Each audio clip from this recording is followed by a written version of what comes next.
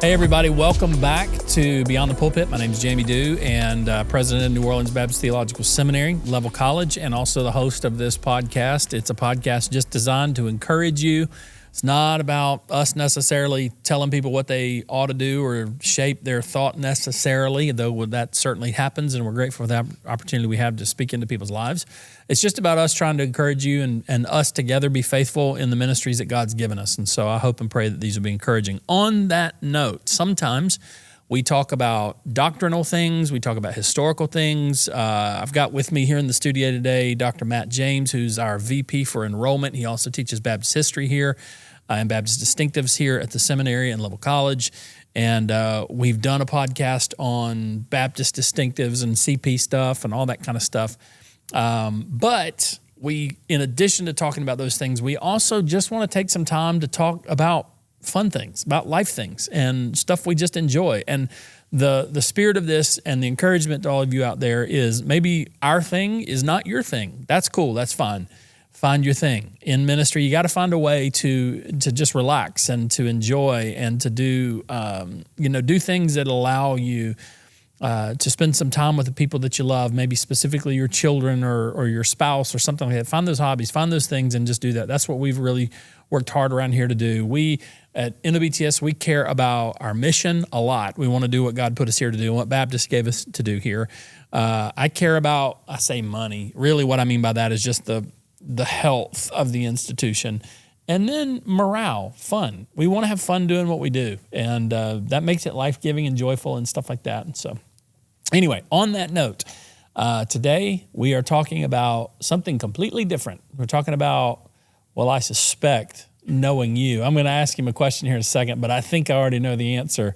I think we're going to talk about hunting. So you are wearing camo. So yeah. That's right. All right, Matt James, sports or hunting? You know, so LSU is in my blood, right? And Garrett Nussmeier, the Nuss bus is loaded. They're going to win a national championship. Call them my shot. You think this year? Right here, you right think now. they're going to do it this year? On the podcast, call them my shot. But you just won in baseball last year, right? It is true. They just national champions this year, College World Series. Will they ever do anything in basketball? No. Who cares? Yeah, they won't. But this year football, you think? I mean, if it's not this year, I don't know when. I mean, it's kind of been building at this point. Brian Kelly. I mean, does he get fired if they don't win the championship? I don't know if he gets fired, but the buzz starts. Right? Gotcha. It's kind of already there a little bit. People don't like him. High expectations, man. Yeah. But no, hunting. So okay. Yeah, as much as I love LSU sports and follow that, if we're gonna get to sit around and talk about anything for a little while, it's got to be hunting. So. Well, when did you start hunting? When you were little? One of those things where it's such an early memory that I don't remember. My dad, my Lucky grandfathers, they had me in a deer stand from probably the time I could I don't know, be out there. You know? Right. So yeah, just grew up North Louisiana, deer hunting, and then when we moved to Gina, where my dad pastored, we were 5 minutes away from Catahoula Lake, one of the premier duck hunting places in all of America. And did you know that at the time that you were spoiled with that? I had no idea. It's what we did. We got up and we went hunting. So, yeah. But looking back on it, man, we were definitely spoiled. A lot of good hunts on Catahoula Lake and killing ducks and then deer hunting. Yeah, just had no idea. It was just my childhood growing up in the country. So. What kind of hunting do you prefer? What's your favorite? Oh gosh, back then I would have answered that question, duck hunting, because it's more communal. You're doing it with a group of guys. You're getting to cut up and have a good time. You don't have to be quiet. Yeah. You're shooting ducks and yelling and hooping and hollering, and it's a bit of an adventure every day. Getting out in the Go Devil or whatever and getting the duck blind. The Go Devil. Yeah, that was called. Yes, yeah. But now a little older, and I don't mind the quiet walk to a deer stand where you're not having to trudge through swamp mud. Right. And I get to sit up there with a heater and really relax and my son Desmond, he's 9 and we get to do it together and sweet memories we get to make that way. And so you've really had that kind of memory both ways though. You and your dad getting to do that, and now you and your son. Yeah. It's a real treat to have had a dad that poured into me, not just spiritually, but in, the hobbies that he enjoyed, hunting and stuff like that. But then also to get to pass that to Desmond, and he enjoys it too. Yeah, last thing in the world I'd ever want to do here is come off like I'm disappointed my dad did not do this with me. My dad died, year and a half ago or so, and man, he died so well. He died so well, meaning he died in faith. He fixed things that needed to be fixed. He let us. When we apologized, he forgave. He became the rock star grandfather to my children that I would have always hoped and prayed he would have been, and he did it. He nailed it. And then the father that I always wanted, because I grew up in a broken home, and my childhood was busted up, and so there were a lot of years where things weren't what they should have been, and part of that's me too. I wasn't always what I should have been either. We both made mistakes. But God redeemed all that time at the end. And so, man, I couldn't have asked for anything more from my father. But I didn't hunt. And that is a thing. I always knew that I would love it. I always knew I'd love it. And my whole life in ministry, I wanted to do it. But the reason I didn't was because I didn't know how. I mean, it really is the kind of thing where you have to have somebody that can take you out, show you how to do some basic stuff 1 or 2 times, like a dad with a son. And man, once you do that, you're up and running. It's hooked, man. It's in your blood. Yeah, it's in your blood, and I just always knew that I would love it. I didn't get to do it as a kid. I didn't grow up in a home when my father was at home, and then even later in life when he and I were connected, he didn't hunt, but I wanted to be able to do that with my boys, and I can remember I knew I would love it. I knew they would love it, and we moved here to Louisiana, and everybody down here hunts and stuff. And I remember Samuel looked at me, my youngest son looked at me one day and said, Dad, I want to hunt. And I was like, all right, game on. We got to do Let's this. go. We got to do this. And boy, is it fun. Some of my greatest already, even in the short years I've been doing it, already some of my favorite memories in life are sitting in the stand with my sons and I remember the first time we went, Samuel and I were in the stand first. And we've had these moments probably 7 or 8 times now where, just quiet for a couple hours and that kid starts asking me questions and we start talking and I get to speak into his life and he sits there and he'll listen to me. And man, I wouldn't take anything for that. Yeah. And then, with Nathan, same thing, but Nathan, that first time we went out, he got a giant 10-pointer. Which, by the way, is not normal. Right. Man, but that is just what a great first time. That's right. Cool thing to do. So, favorite hunt in the last year. We have, so maybe we should set a little context. Yeah. We do have here on campus, well, we don't hunt on campus, but we do have the NOBTS Hunting Club, which is made up of us, and you're the president, actually. You're the president of the club. That's weird, yeah. Yes, it's the only thing I'm a president of. Hey, Mr. President, thank you for doing that. What is there, 10, 12, 13, 15 of us? Yeah, I think it's 13 of us total. Yeah. School owns some land out in Baton Rouge that we have developed and kind of cut lanes and stuff like that and done stuff for. And so we get to do that, but last year we all got to hunt, and the year before we got to hunt, and so this year, Lord willing, we get to do it. It would already be the greatest job in the world getting to serve this institution in Southern Baptist by being here at NOBTS. But when we found out about the opportunity to be able to hunt, bro, it's like the cherry on top. It's like, wait, we get all this and we get to deer hunt together. We can go do this together. Yeah, it's pretty cool. It's pretty cool to get to do. Yep. So, favorite hunt from this last year? Yeah. So, we were hunting. So Desmond, my 9-year-old, killed his first deer a couple years ago. And so it was a doe. Got meat in the freezer, got the first deer off his back, that pressure and burden, weight. And so then last year, I'm hunting horns, Daddy. I want to kill a buck.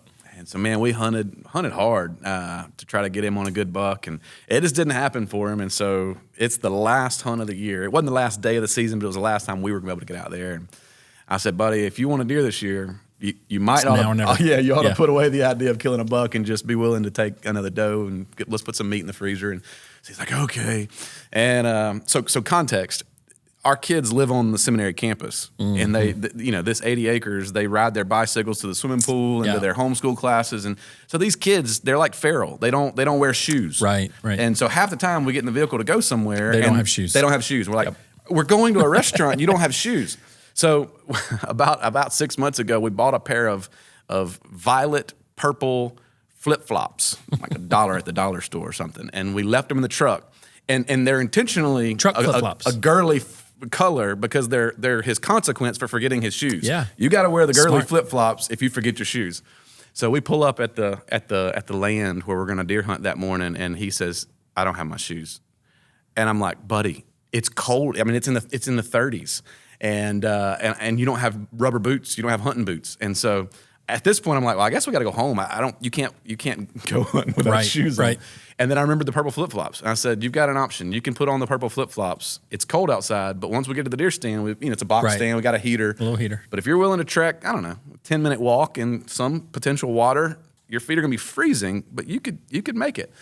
He says, that's what I want to do. I want to kill a deer. So he put on the purple flip-flops. I think we've even got a picture of it. I don't know if that's possible for the podcast. We could throw that up. But he trekked all the way to the deer stand, and we're hunting.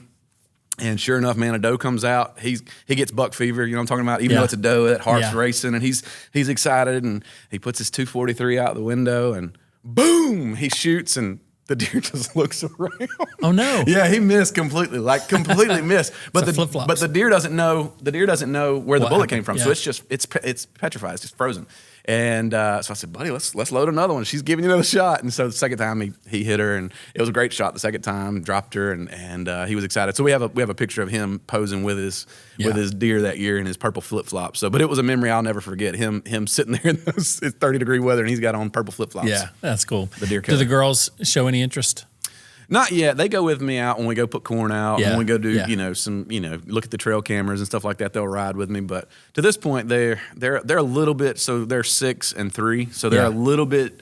They'd be antsy in the deer stand for that long. Right. But I'm gonna drag them with me when they get a little older. Yeah. So I've been interested in both of my girls. Tara went out there with me once last year. She didn't want to do anything other than she just wanted to see it. She wanted to see what it is that we like about it, and I think she got a good feel for it. We did see a doe come out. I didn't shoot on it or anything like that, but we just let him walk and watched. But just watching nature wake up in the morning, that's a cool thing to do. And I think she walked away with an appreciation of it. But both of my girls have said to me that they want to go and at least do that much, maybe shoot. And the boys' girlfriends looked at me a couple weeks ago and said, I want to shoot a deer. So, we took them shooting and get them learned up, and that's awesome. It was kind of fun to do. So this is still pretty new to you, and I know we don't have a ton of time left on the podcast, but do you have a favorite hunt so far in your Louisiana experience? Yeah, I mean, so I did get to go to Africa last year and got to do some big game stuff. That was amazing. That was so good. And it was kind of like, when we got married, people said we wouldn't love our dog anymore. Man, we adored that dog after our kids came. We still, of course we love the kids more, but we didn't, man, we still love those dogs. And I say that because after I went to Africa, everybody said, man, you're not going to like whitetail anymore. Psh, I love it. I love it just as much. I'm just as excited about that as the thought of maybe going back and going elk hunting, Lord willing, this fall, and maybe back to Africa in a year or so. Man, I loved it. I've loved every one I do, but for different reasons. Probably this last year, the most exciting one, I blew my knee out. And so right in the middle of hunting season, I'd gotten 2 does, meat in the freezer, and had gone into antler mode where I was going to be much more selective, and blew my knee up. And my hunting season was over. And I was kind of, after I got through all the medical stuff and the crisis of all that stuff, and had the leisure to be bummed about not getting to hunt, I was bummed.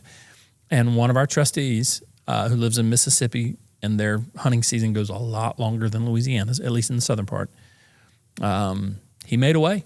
And so I went crutching out on crutches into the deer stand the last day of the season in Mississippi, and southern Mississippi, and got a nice 10-pointer, and it was beautiful deer. Beautiful deer. That's fun, man. So there's a lot of gratitude. I actually kind of got emotional, not because I don't do that normally on something like that, but just the fact that the Lord's grace to me that I'd survived what I'd just gone through medically, and that He would be so kind to let me do something fun like that with Phil, who's not just a trustee, but turned into a really good friend. That was really special, actually. So that's cool. Yeah, lots of cool things, man. We could keep talking about that forever. But point being, for everybody out here, look, find something that you relax doing, and you can spend time with the people around you that matter the most, and that just recharges my batteries and yours. It turns out I'm a very simple creature. I have people sometimes ask me about the stress of my job, and I don't want to whine about it. Yeah, of course it's stressful. Good grief, of course it is. But who doesn't have a stressful job at this point, man? So, I don't feel like I can sit here and say, cry me a river. I've got a stressful job. Everybody does. I've just learned about myself that no matter how tired I get, no matter how stressed I get, I'm a simple creature. A little bit of rest, a little bit of time with the Lord, a little bit of time with Tara and the kids. And for me, go do something like this. I'm ready to roll. I'm ready to go if I can just do that. So find that thing, folks. And I think too, man, a lot of the folks that listen to this are probably ministry leaders, pastors, that sort of thing. And you've been a pastor. I've been a pastor. I think with our labor and the work that the Lord's called us to, it's often long game, right? You're investing in people. You're preaching the word week after week after week. And sometimes you never get to see the fruit. Right. And if you do, sometimes it's years of doing that before you get to see the fruit. Right. And doing something like this, you can go plant a food plot. And at the end of the day, you turn and look, you can see what you did that day. Yeah. You can go build a deer stand. And at the end of the day, you look, that's what I did today. It's immediate, like I worked, I put my hand to this, and I can see the evidence or the fruit of the labor. Right. And so, man, that for me, that's the relaxing part. I can immediately see fruit where in our day-to-day job, praise God, it's good fruit. It's eternal fruit. Right. But sometimes it's long game. You don't get to see it immediately. That's a good point. I mean, I live my whole life in ministry is in a world that I can't actually control. And I tell people sometimes I like to go out there and tinker and build a deer stand or reload ammo or whatever it is because this is something I can control, well, kind of at least most of the time. But that's nice. And it gives it a real outlet. So, hey, man, appreciate you being on. Yeah, enjoyed it, man. Yeah, man, Anytime. lots of fun. See you guys next time. Hope this is encouraging to you.